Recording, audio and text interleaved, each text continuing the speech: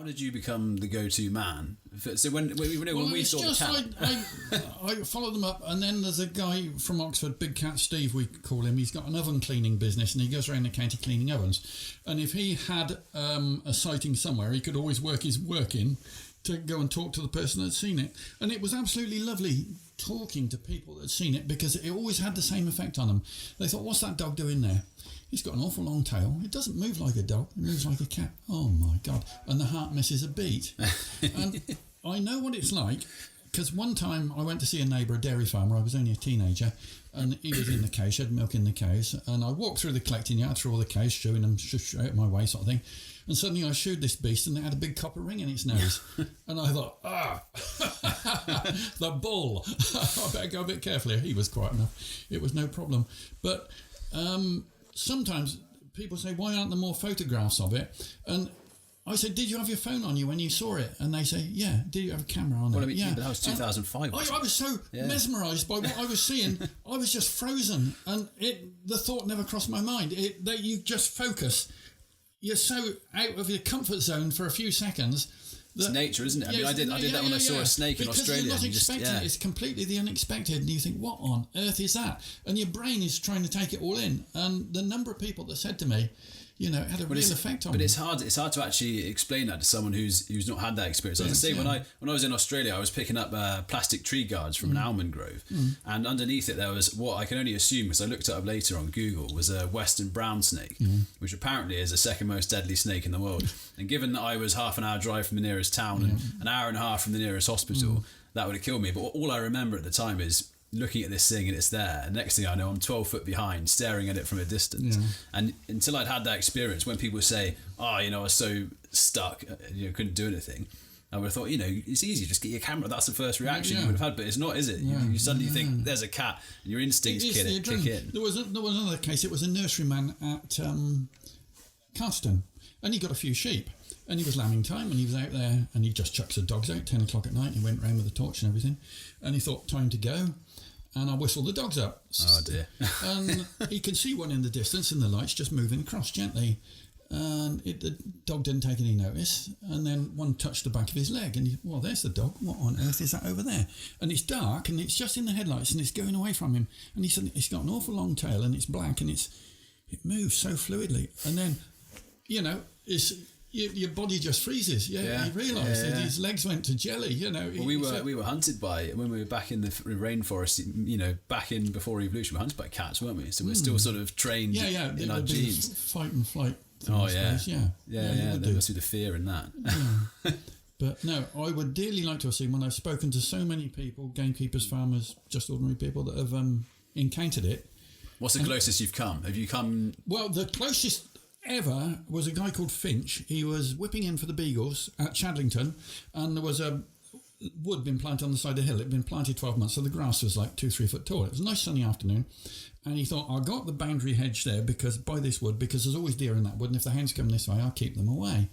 And he almost trod on it. It was asleep in the sun, and it spat at him and bared its teeth, and he just froze. I was going to say. Anyway, it got up and stalked off and kept looking back at him. And he got his mobile phone out to ring the huntsman to say, don't let the hounds come this way, because there's the biggest cat you've ever seen.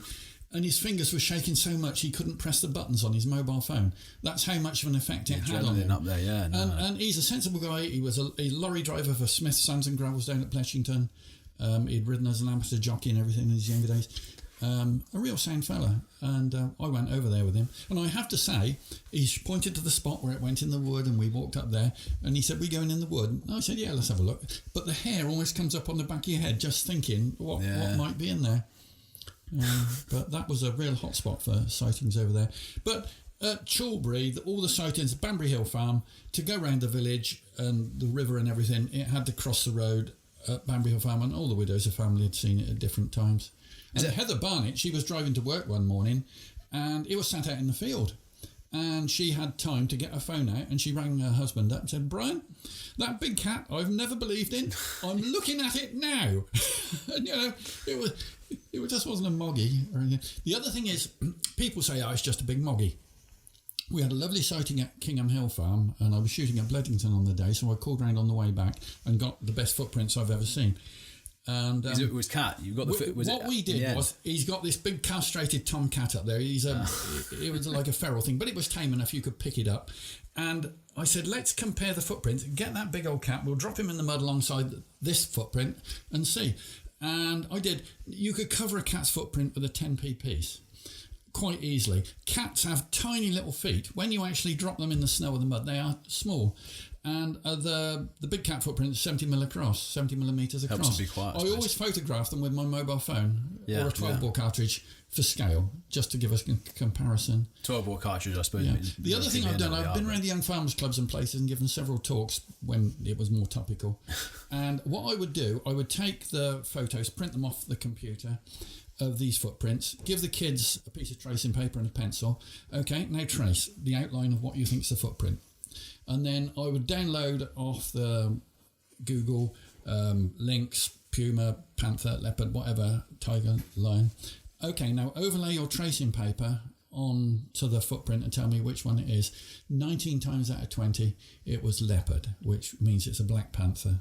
Yeah, yeah. We had a lovely thing.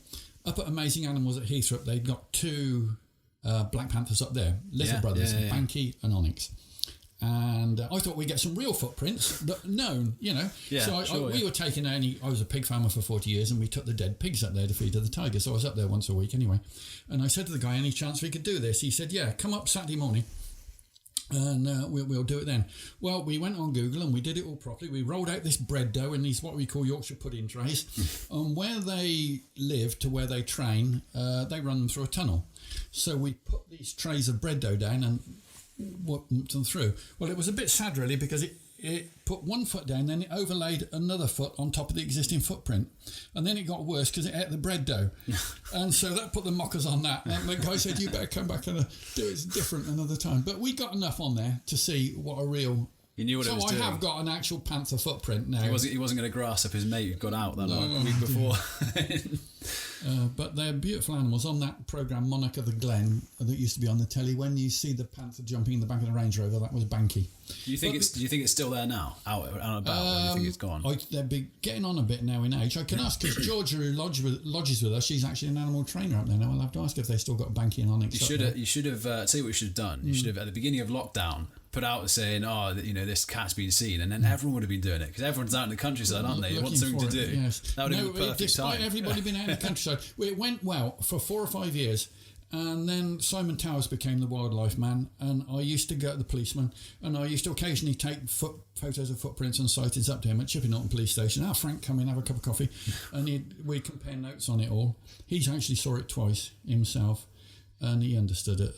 He'd be called out if there was, if it killed things as well, wouldn't it? Yeah, it had a rear up at Southcombe at the Fairy Tale Farm, and buried the remains under the loose hay from the feeder. But no, he was a good point of contact, and we knew it was in the area, but we were getting 2 good sightings a week, and then it went off the radar. It came this way, it went Burford, Lechlade, and it disappeared, and we didn't have really another sighting for years. 1 or 2 people have seen it since. Yeah. But there is a lovely video, it's Big Cat Warwickshire or something on YouTube, and it's roaming around a garden up there, and you can see its shoulders and its muscles and its lovely tail and everything.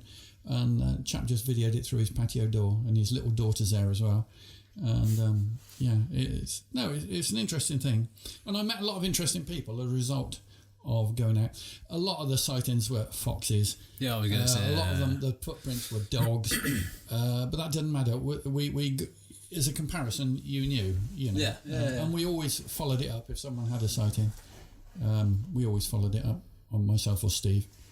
But he's been to America, around the zoos there, and there's a big, down on Exmoor, there's a big cat centre down there, and he's worked down there as a sort of voluntary zookeeper, just to learn more about the big cats and the way they are. But they'd be so aware, their eyesight's better than ours, their hearing's better than ours, the sense of smell would be better than ours, and if they saw trouble coming, they'd be up a tree, or they'd be just slip away. And they're so quiet. But you imagine round here, there's a pheasant, they've only got to go 20 yards in the Cotswolds to find the next meal, haven't they? And they can just sleep for the next 2 days, sort of thing. Pheasants are not exactly hard to catch. They're not exactly hard to catch, especially in the autumn. No. But there was one chap, the security man at Little Compton. It was by the railway bridge there, and he got a rabbit clamped in its jaws. Yeah. That's not a moggy, is it? And the postman, there was one at Cheltenham Knockmore, the postman, he stopped another chap in a car and said, "What do you reckon that is over there?" And they both looked together and said, "Oh, it's a big cat." And it was stalking a rabbit at the time. It was actually on its belly creeping along. And What would you reckon, if someone was looking to start up trying to find them now, what would you advise them? Like, I mean, there might be people listening in who want to... Well, in theory, the camera traps are the things. If you knew the route it took... I had one. The trouble was, it sensed it on the movement sensor, and it took about a second and a half or 2 seconds before it flashed. And we got foxes, got badgers on there. I got the first picture of a badger ever on Hotel Farm using that, and it worked all right. But if he's just passing through, you might just get the tip of its tail or something. So that'll add more to the suspense. A bit better technology. But they roam over a vast area. Hopefully, it might come back at some stage. But we'll see.